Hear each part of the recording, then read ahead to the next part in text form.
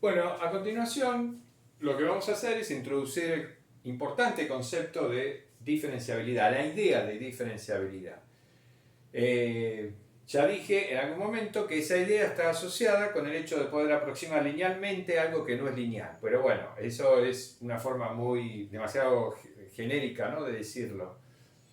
Vamos a comenzar analizando este concepto para el caso de una función de una variable. Una función real de una variable, una función de análisis 1.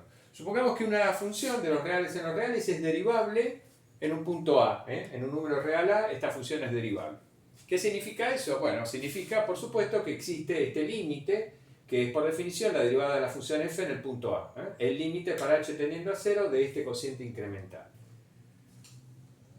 Bueno, supongamos que ahora para todo h distinto de 0 definimos o llamamos r de h a esta expresión. Es decir, lo que estoy haciendo acá, los primeros dos términos es el incremento de la función cuando paso de a más h, del punto A al punto A más h, y a eso le estoy restando el producto de la derivada de f en a por h. Y eso lo hago para todo h distinto de 0, o para todo h real, ¿no? Bien. Entonces, a partir de esta definición, si yo defino r de h de esta manera, observamos que se verifican, digamos, estas dos cosas. Lo primero es una completa trivialidad, digamos, a partir de esta definición de RH es obvio que f en a más h menos f en a es la derivada de f en a por h más r de h. Está claro, ¿no? Acá lo único que hago es pasar este término para este lado y ya está, ya tengo esta ecuación, digamos. Así que esto es una obviedad, no me aporta nada. Lo interesante es observar lo que dice abajo. Si yo a r de h lo divido por h y hago que h tienda a 0, o sea, esto está definido para todo h distinto de 0. Bueno, perfecto. Entonces, para todo h distinto de 0 yo realizo este cociente. Y luego tomo el límite para h tendiendo a 0. ¿Eso qué me va a dar? Me va a dar 0. Este límite me da 0. ¿Por qué? Bueno, porque fíjense, si acá dividimos por h, ambos miembros de esta ecuación lo dividimos por h, ¿qué me queda? Que este cociente va a ser igual a f en a más h menos f en a, todo dividido h, menos, y acá lo que me va a quedar es la derivada de f en a. Cuando tomo entonces este límite, lo que me queda es el límite, me va a quedar justamente este límite menos la derivada de f en a, pero eso por supuesto que me da 0. Porque precisamente esta derivada es este límite. Entonces, a partir de acá y de esto, es inmediato concluir que vale este límite. El límite de RH dividido h es igual a 0. Estas dos ecuaciones, esta y esta, nos dicen lo siguiente. Fíjense, el incremento que experimenta la función f cuando paso del punto x igual a a al punto x igual a más h, resulta ser igual a un término lineal en h más un resto que tiende a 0 más rápido que h, cuando h tiende a 0. Lo cual se indica escribiendo así. Esta es una notación que se utiliza bastante, sobre todo en métodos numéricos. Si yo escribo r de h igual a o pequeña o cerito de h, esto es un símbolo, o es una notación que me está indicando que justamente se cumple esto, que r de h dividido h tiende a 0 cuando h tiende a 0, ¿no? Bueno, pero volvamos acá, decimos al inicio de este comentario, estas dos ecuaciones nos dicen que el incremento que experimenta la función cuando pasamos del punto A al punto A más h resulta igual a un término lineal en h, este es el término lineal en h, más un resto o un residuo, este es el resto o el residuo, que tiende a 0 más rápido que h cuando h tiende a 0. Eso de que tiende a 0 más rápido que h cuando tiende a 0 es lo que tenemos acá. En este cociente yo hago tender a h a 0, pero si este límite me da 0, quiere decir que el numerador se hace chiquito, cuando h tiende a 0 se hace chiquito, digamos, más rápido que h, ¿no? Es una forma de decir coloquial, ¿no? Entonces por eso el límite me da 0. Eso significa que esta aproximación para el incremento de la función es una buena aproximación, porque este residuo o este resto cuando h es pequeño, si h es pequeño, esto se hace muy pequeño, digamos. Se hace pequeño más rápido que h, ¿no? Es un residuo muy pequeño, cuando h toma pequeños valores. Entonces, fíjense, esto es un término lineal en h, porque es una constante por h. Y este es el residuo que es muy pequeño cuando h es pequeño. Entonces, estas dos cosas me dicen que si a este término lo paso para este lado, me queda que fna más h va a ser igual a fna más la derivada de fna por h más el residuo. Entonces, pasando este término para este lado, lo que me queda es que fna más h va a ser igual a un polinomio en h de primer grado más este residuo. Y cuando h es pequeño, como esto se hace muy chiquito, yo podría decir que fna más h es igual directamente a fna más la derivada de fna por h. Lo cual me permitiría a mí aproximar el valor de la función en este punto mediante un polinomio de primer grado en h. Y eso es, digamos, lo que uno hace cuando aproxima una función mediante un polinomio de Taylor de primer grado. Acá lo que tenemos es la fórmula de Taylor de primer grado, quizás un poquito disfrazada.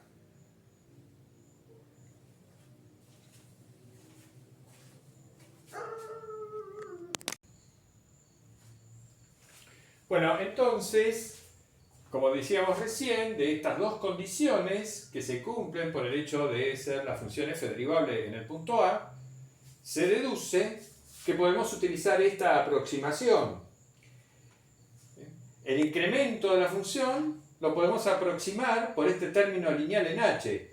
Digamos, desechamos el residuo. Si h es pequeño, porque esto se hace muy chiquito cuando h es pequeño.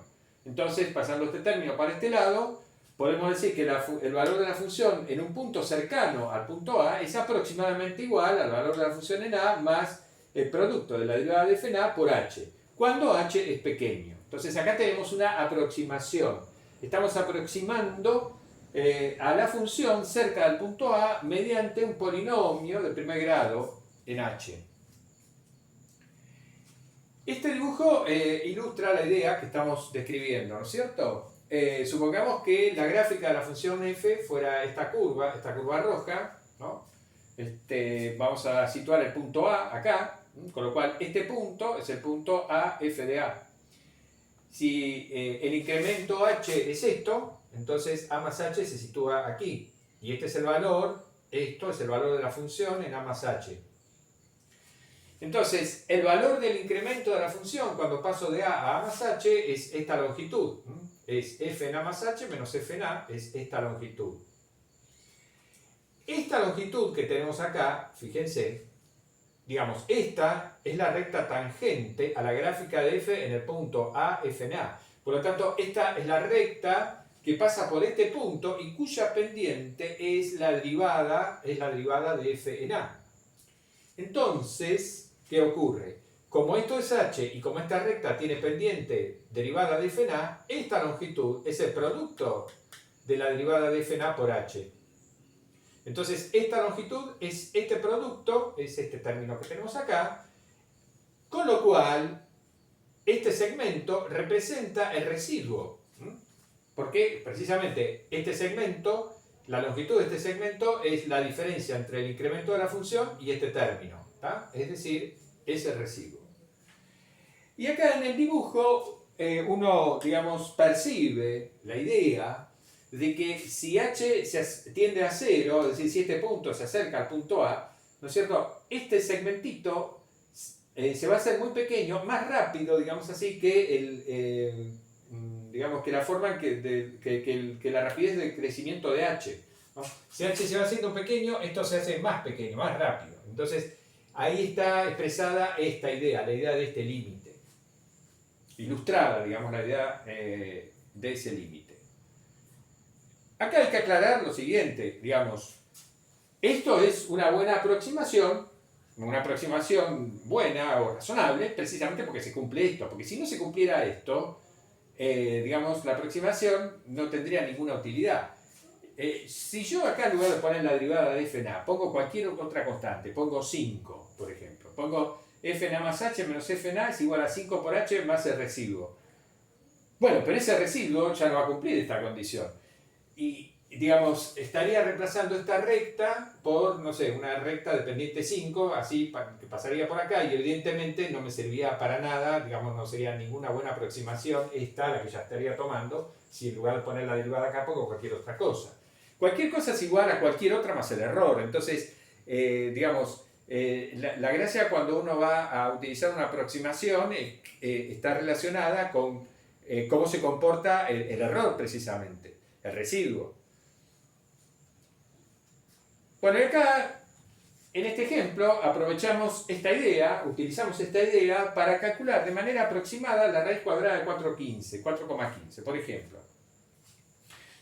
En general, si A es positivo, es un número positivo, y H tiene módulo menor a A, entonces la raíz cuadrada de A más H va a ser igual a la raíz cuadrada de A más H sobre 2 veces la raíz cuadrada de A, más un término que es un infinitésimo de orden inferior a H, es decir, el residuo que tiende a 0 a 1 dividido por H, cuando H tiende a 0. Bueno, esto que tenemos acá es precisamente esto, digamos, o mejor dicho, esto, ¿no? Más el residuo. Lo que estamos haciendo es escribiendo esto, pero con este término pasado de este lado, ¿no? Acá en este caso la función f de x es la raíz cuadrada de x, entonces esto es f en a más h, esto es f en a, esto es la derivada de f, 1 sobre 2 veces raíz de x, evaluada en a, multiplicada por h, lo que tenemos acá, esto es lo que tenemos acá, y el residuo, r de h, que en lugar de poner r de h puse cerito h. Bueno, entonces vale esto. En particular, si queremos aproximar la raíz cuadrada de 4,15, uno dice, bueno, 4,15 está cerca del número 4, entonces tomo como a 4 y como h 0,15. Entonces, la raíz cuadrada de 4,15 es aproximadamente igual a la raíz cuadrada de 4 más, bueno, 1 sobre 2 veces la raíz cuadrada de 4 por 0,15. Ya este término, el residuo lo desecho. Uso ahora esta aproximación, ¿no? Digamos, acá estoy usando exactamente esto, con a igual a 4 y h 0,15. Bueno, obviamente la raíz cuadrada de 4 es 2, entonces lo que nos queda es esto. Entonces, la raíz de 4,15 es aproximadamente igual a esto. Cuando hacemos la cuenta, nos queda esta cuentita 2,0375. Entonces, 2,0375 sería la raíz cuadrada, la aproximación lineal, digamos, de la raíz cuadrada de 15. Bueno, si calculamos la raíz cuadrada de 4,15 en la calculadora, vamos a obtener 2,037154, bueno, siguen algunos decimales más. Entonces, observemos que esta es una buena aproximación. Los primeros tres decimales coinciden. Lo que hace la calculadora, en realidad, es también una aproximación, pero no de primer grado, no con un polinomio de primer grado. Mete un polinomio de grado muy alto, bastante alto, para obtener una mejor aproximación, ¿no? Pero digo, la aproximación de primer grado ya aporta un buen valor para la raíz cuadrada de 4,15.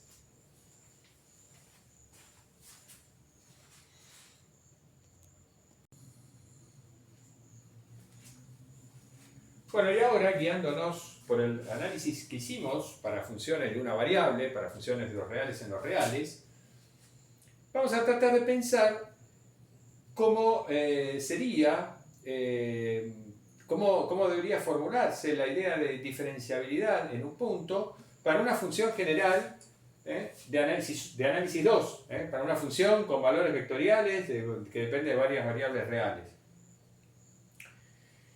Entonces, para una función f, definida en un abierto D, la idea de diferenciabilidad en un punto A de su dominio, ¿qué significa? Bueno, significa que el incremento que experimenta esta función cuando pasamos del punto A al punto A más h puede aproximarse bien por un término lineal en h. Ahora h es un vector.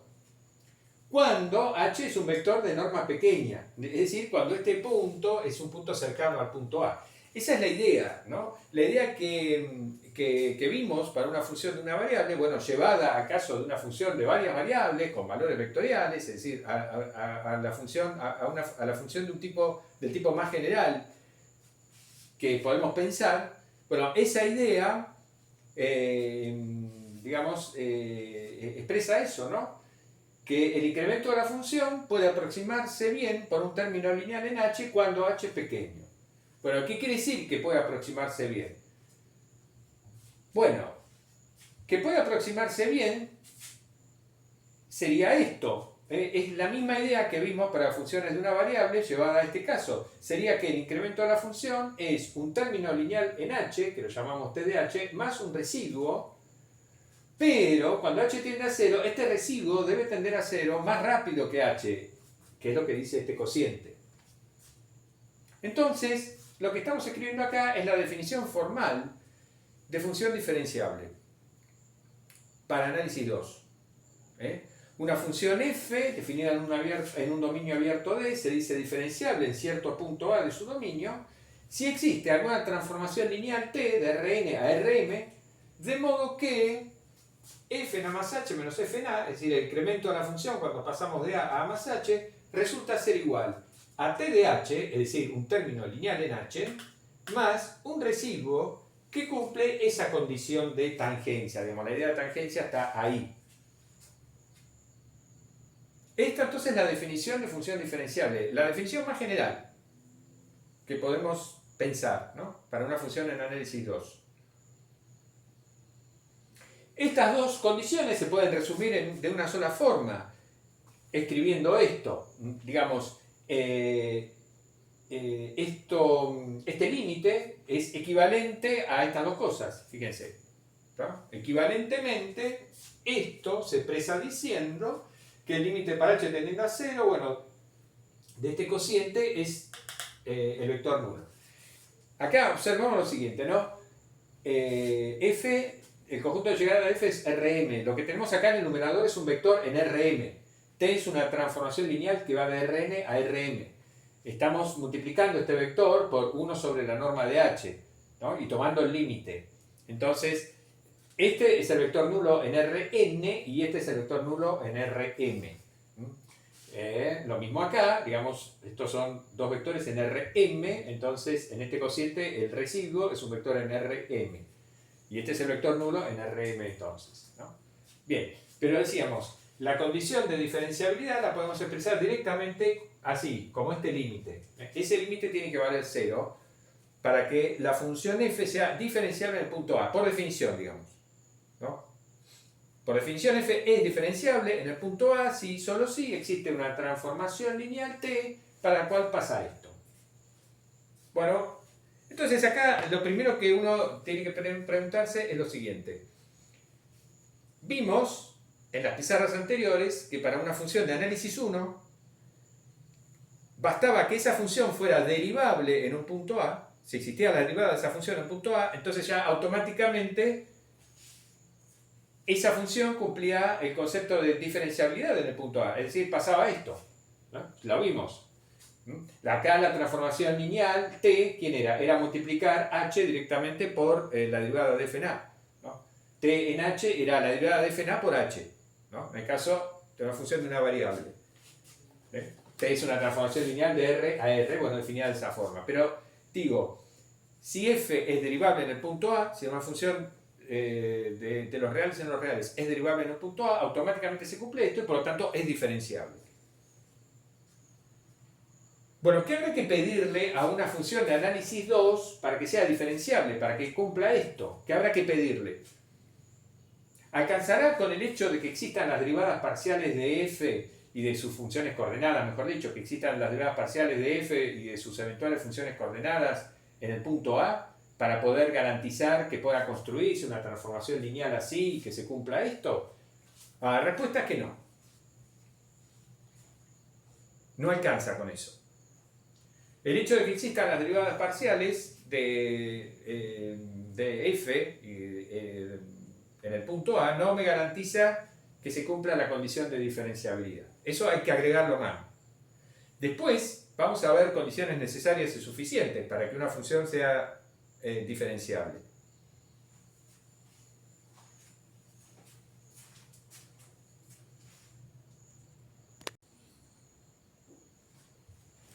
Bueno, ahí este teorema justamente expresa, digamos, dos condiciones equivalentes a la diferenciabilidad y de hecho es lo que se utiliza para chequear la diferenciabilidad de una función. Supongamos que tenemos una función con valores vectoriales, definida en un abierto D de Rn, f1, f2, f sub m son las funciones coordenadas de f, y que tomamos un punto A del dominio abierto.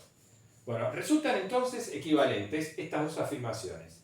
Decir que f es diferenciable en el punto A equivale a decir que existen todas las derivadas parciales de estas funciones coordenadas respecto de las n variables en el punto A, y además se cumple este límite. Es decir, f diferenciable en el punto A, sí, solo sí, existen todas las derivadas parciales, estas, y además este límite, bueno, y además el límite para h tendiendo a 0 de esta expresión me da el vector nulo.